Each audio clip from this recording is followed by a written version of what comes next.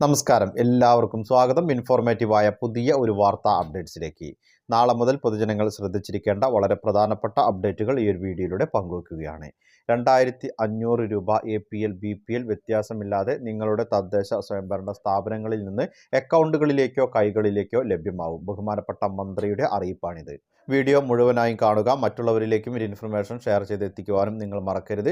സർക്കാർ അറിയിപ്പുകൾ യഥാസമയം ലഭിക്കുന്നതിന് വേണ്ടി വാട്സപ്പ് ഗ്രൂപ്പിൽ ജോയിൻ ചെയ്യുക. വാട്സപ്പ് ഗ്രൂപ്പിൻ്റെ ലിങ്ക് വീഡിയോയ്ക്ക് താഴെയുള്ള ഡിസ്ക്രിപ്ഷൻ ബോക്സിലും കമൻറ്റ് ബോക്സിലും ആഡ് ചെയ്തിട്ടുണ്ട്.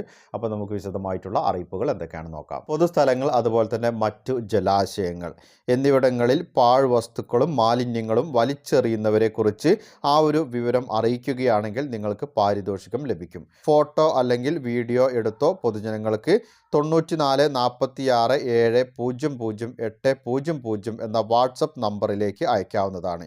ആളെ തിരിച്ചറിയാൻ കഴിയുന്ന വിധത്തിലോ വണ്ടി നമ്പർ തിരിച്ചറിയാൻ കഴിയുന്ന വിധത്തിലോ വേണം ഇത് അയക്കേണ്ടത്.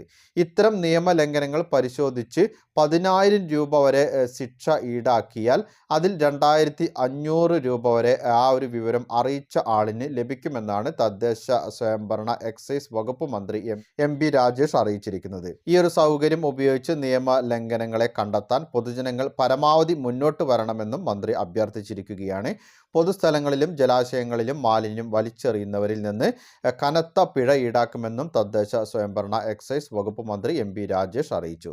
ഇതിനായുള്ള ക്യാമറ നിരീക്ഷണവും മറ്റു പരിശോധനകളും കർശനമാക്കാൻ തദ്ദേശ ഭരണ സ്ഥാപനങ്ങൾ ഉൾപ്പെട്ട ബന്ധപ്പെട്ട എല്ലാവർക്കും തന്നെ ഈ ഒരു നിർദ്ദേശം നൽകിയിട്ടുണ്ടെന്നും മന്ത്രി അറിയിച്ചു. മാലിന്യങ്ങൾ എത്ര വലുതായാലും ചെറുതായാലും ബിന്നുകളിൽ നിക്ഷേപിക്കുകയോ വീടുകളിൽ കൊണ്ടുപോയി ഹരിതകർമ്മ സേനാംഗങ്ങൾക്ക് കൈമാറുകയോ ചെയ്യണം. ഇനി അടുത്തതായി പങ്കുവെക്കുന്ന മറ്റൊരു അറിയിപ്പ്, അടുക്കള മാലിന്യം ഉറവിടത്തിൽ തന്നെ സംസ്കരിക്കുന്നുണ്ടോ എന്ന് ഉറപ്പാക്കാൻ എല്ലാ വീടുകളിലും സ്ഥാപനങ്ങളിലും ജനുവരി 6 മുതൽ 12 വരെ സർവേ നടത്താൻ സംസ്ഥാന സർക്കാർ തീരുമാനിച്ചു. മുൻ വർഷങ്ങളിൽ സർവേ നടത്തിയെങ്കിലും ഫലപ്രദമാകാത്ത സാഹചര്യത്തിലാണ് പുതിയ സർവേക്ക് സർക്കാർ ഒരുങ്ങുന്നത്. മാലിന്യമുക്ത നവകേരളം ജനകീയ പ്രചാരണ പരിപാടിയുടെ ഭാഗമാണിത്.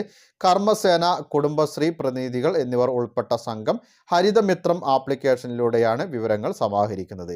എല്ലാ വീടുകളെയും സ്ഥാപനങ്ങളെയും ആപ്ലിക്കേഷനിൽ ഉൾപ്പെടുത്താൻ ശ്രമം തുടരുന്നുണ്ട്. ഉറവിട മാലിന്യ സംസ്കരണ സംവിധാനങ്ങൾ ഉറപ്പുവരുത്തുക, കേടുപാടുണ്ടെങ്കിൽ പരിഹരിക്കുക, ജൈവ മാലിന്യം ആവശ്യമില്ലാത്തവരിൽ നിന്ന് ശേഖരിച്ചു കൈമാറുക തുടങ്ങിയ പ്രവർത്തനങ്ങളും അനുബന്ധമായി നടക്കുമെന്നാണ് അധികൃതർ പറയുന്നത്.